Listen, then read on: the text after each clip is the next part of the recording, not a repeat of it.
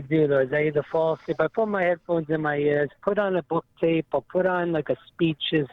Listen to that. I'll put on some good music. And Good. That's good. Just try to take it easy. That's yeah. good. Until they fart, and now you're smelling somebody's colon. You say, what? What? And they're not even moving. They're not even awake. So you could just cut their throat and eat them like a cannibal. They wouldn't even know it, man. They wouldn't even know what was happening. How about when it's so hot on the plane and somebody does that? Oh, with their heat. The heat, or the other one is when they freeze you out on the plane. For some reason, they don't really, you're flying up so high, and you know what it is? They always want to save money and fuel. So if they don't do anything about how cold it is outside the plane, they're saving money, saving fuel. If they warm up the plane for you, that literally cuts into the fuel. So I've been on flights. They freeze your ass off on an overnight flight. They don't care. At 2 a.m. So right away, you wake up and you go, oh, what the? Does he need 9 of those crappy polyester, germ-infested, disgusting, they got sputum. Every blanket's full of sputum. I don't know if you know what that word means, but it's disgusting. I know what it means. Yeah, it's disgusting. Spittle. Spittle's another one. People spittle or they wipe their mouth on something. You might as well flush it, man. Yep. Hey, that James call was hilarious. Though you were hitting him hard, and he was trying to come back. I love that kid. You know what? I love that kid. That kid is like you. I don't know what the hell you guys are, but I would have hung around in your crowd because that's how I am. I didn't even believe half of what I was saying. I was just wanted to see, and he never gave an inch. He didn't budge once. He's unbelievable. How were you guys? So. Who gave up when you guys wanted to argue at 2:30 in the morning? Who said, come on, enough, we got to go to sleep?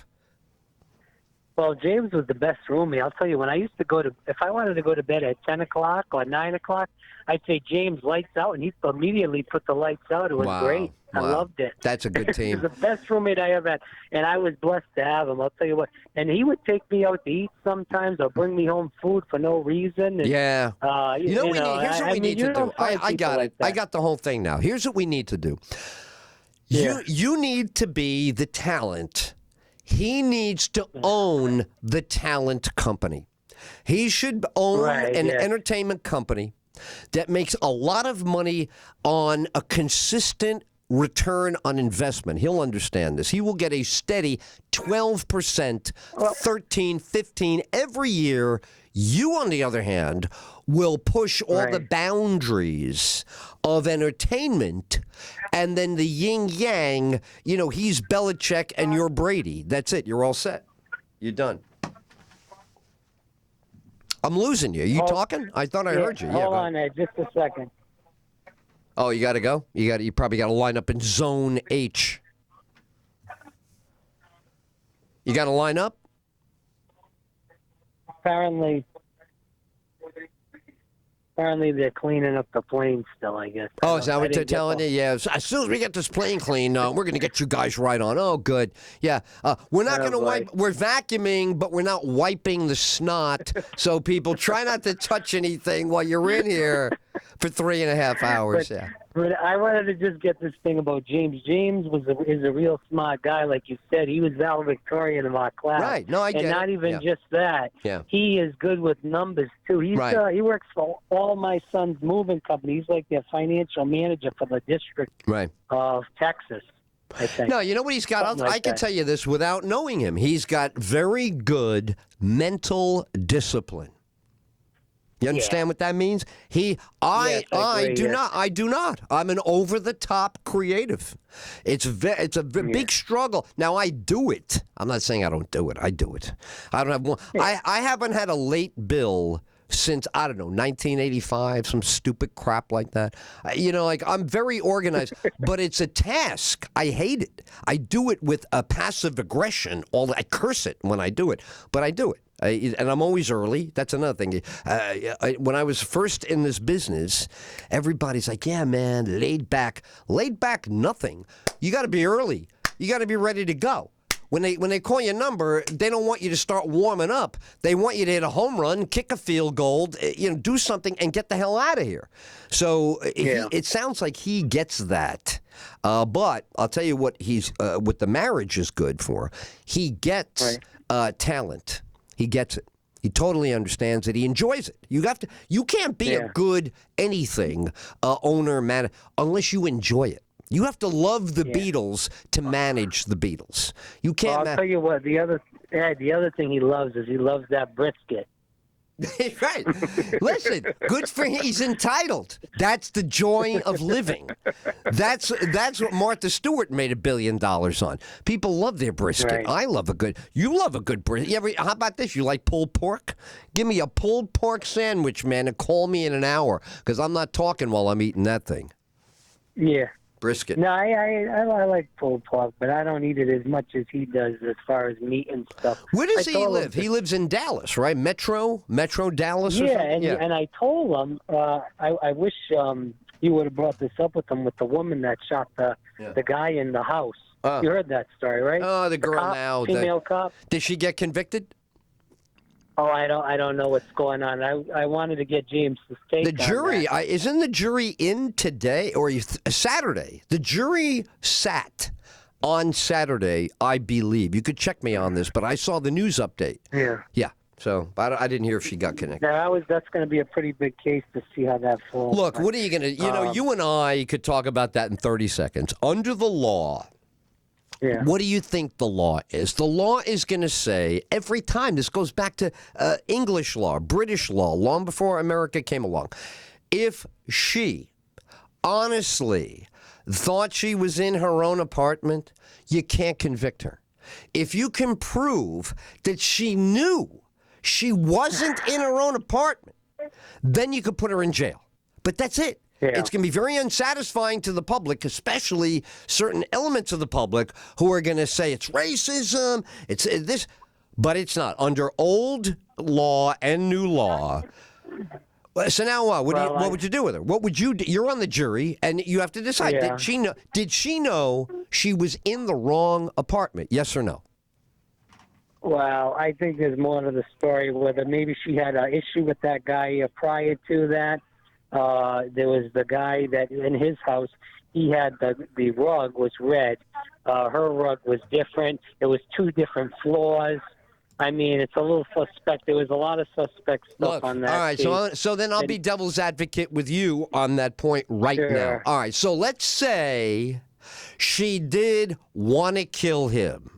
Do you think in your right mind she'd square off with him with a service revolver and shoot him in the middle of his body? That's not how you would go get rid of somebody you hated. This is going to be no way out. This is not going to look like I'll sneak this by the judge. This is going to look too bad. All right, so I'm going to tell you she should get off because I saw her testify. I saw her on the witness stand myself. I think she did think she was in her place. That's how I did. Disagree. All right, so I'll predict. Look, I was right about Casey Anthony. I was right about O.J. So I'll tell you this. Well, Casey Anthony should be in prison. Well, how are you going to prove murdering that kid? How are you going to prove beyond a reasonable doubt? It's beyond a reasonable doubt. How are you going to get there? Job. She was out there. She's dancing and drinking, and she's got a 2-year-old kid. She's a nut. She could be a nut. But that doesn't mean she murdered him at all, right? She could be a nut, but that doesn't mean she killed him, right? You got to, she could be a nut. She could be a nut. Yeah. You take a look when you get home on the news. I guarantee you they will have the video. YouTube will have the video of her testimony on this point where she's getting nailed on the stand. You tell me when you look into her eyes and you're on the jury, you tell me what you see on the stand.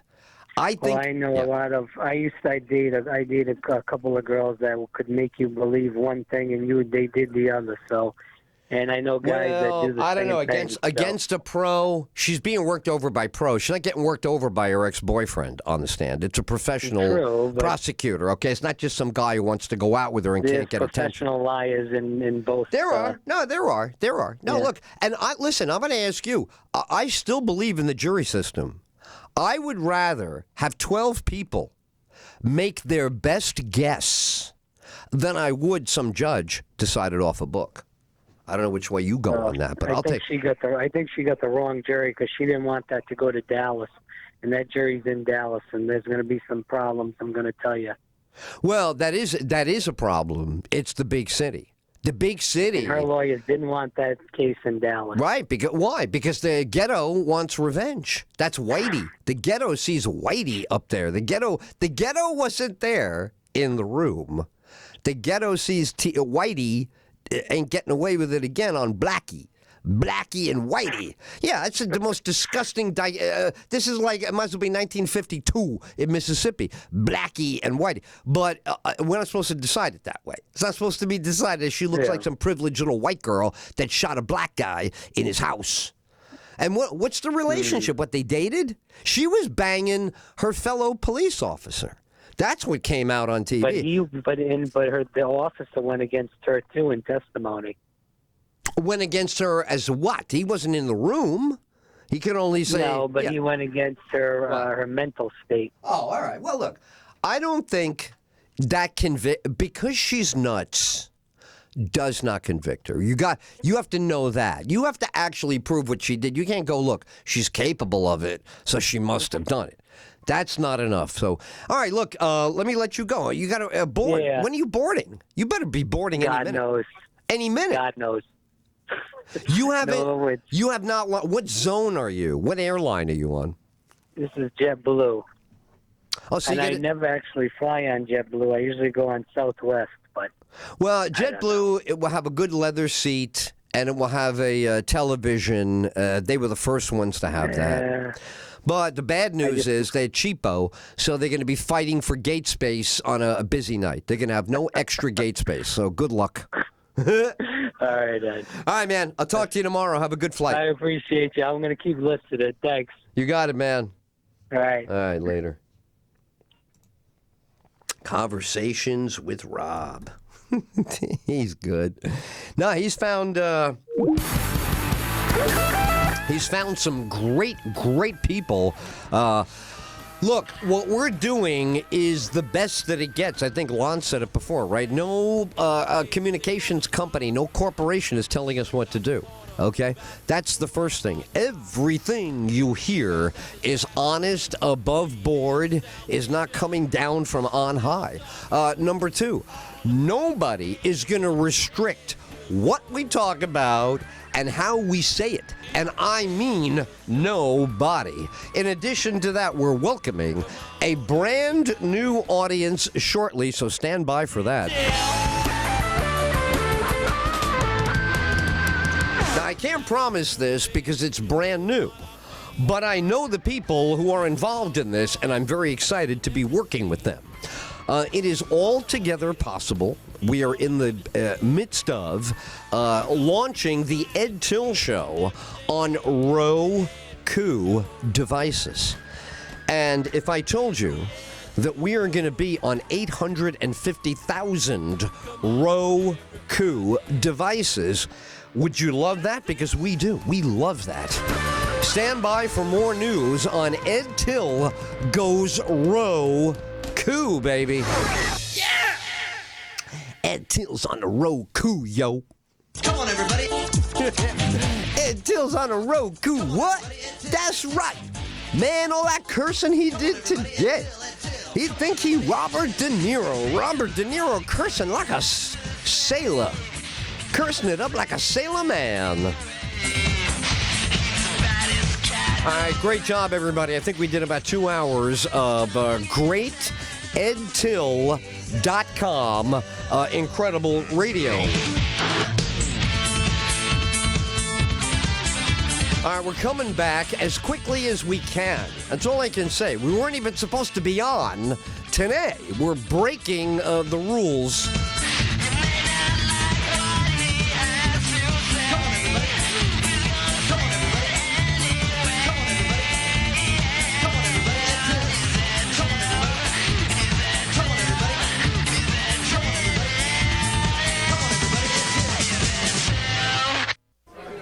I want to tell you about the coolest cat I know. Yeah. They call him Ed Tyll. Cool. Are you guys ready? ready for some polysyllabic pontification?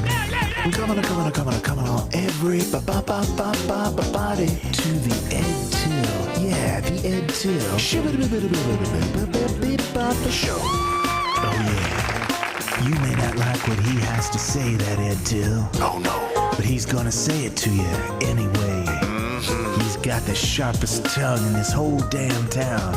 Ed Tyll, he's the baddest cat around. Meow. If you catch my drift. Are we copacetic here? Come on,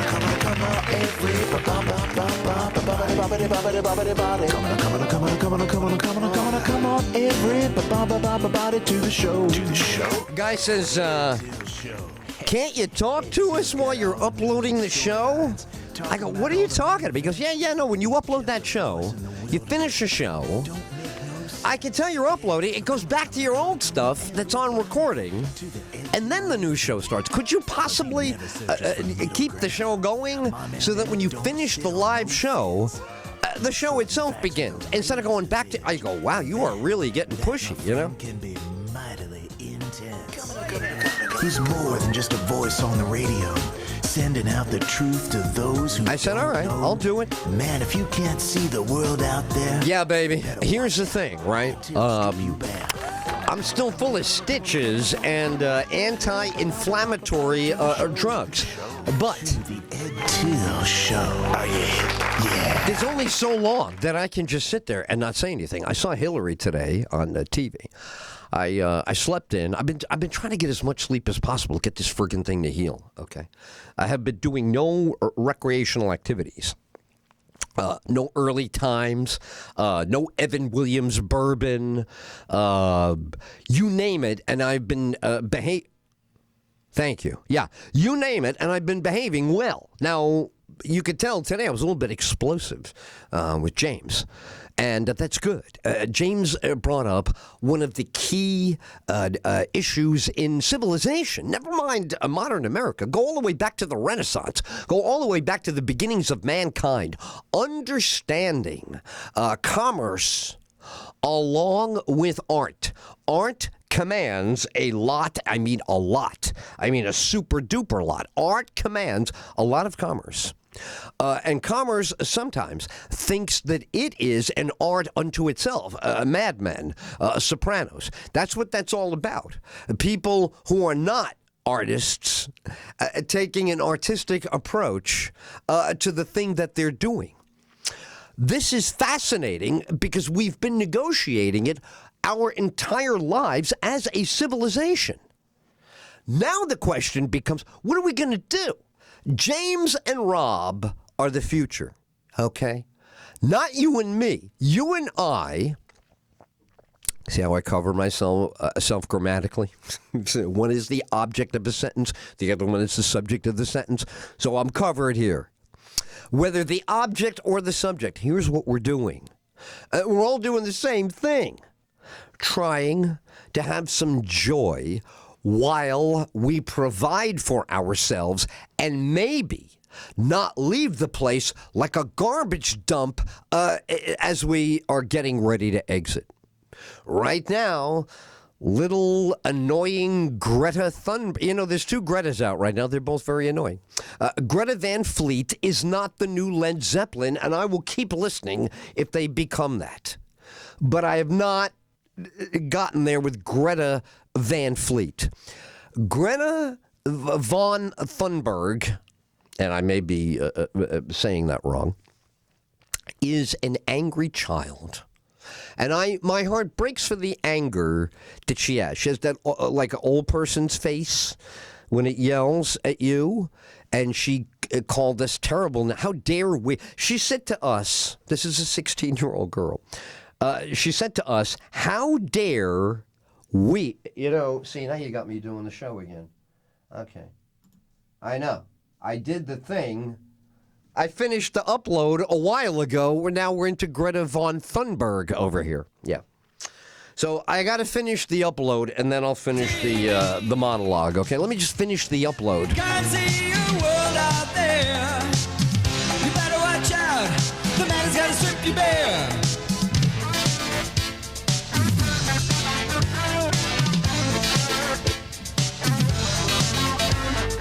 Let me tell you something else you're not going to believe. This theme song is 32 years old right now. It's been redone a million times. This is the original from 1987, the first time I think we were recognized on the national American broadcast stage for getting in trouble about something we said. Yeah, I got suspended for something, and the guy wrote the song. So John Ward, somewhere in Atlanta or Swaziland, which is where he comes from, somewhere, John Ward, a great guy, thank you for that song. Still, John, John knows how much I appreciate the song. The Come On Everybody is also an original. May I? Yeah, can I just, This is the one from Orlando. In Orlando, Disco Scotty, a listener of the Phillips File on WTKS 104.1 Real Radio. Scotty, one day, brought this, and it was an amazing theme song. Everybody sings this first. Whenever they go, come on, everybody. Come on, everybody. Come on. I mean, it's the most repeated identifier with the show. I guess we should put it up there as a trademark and protect it.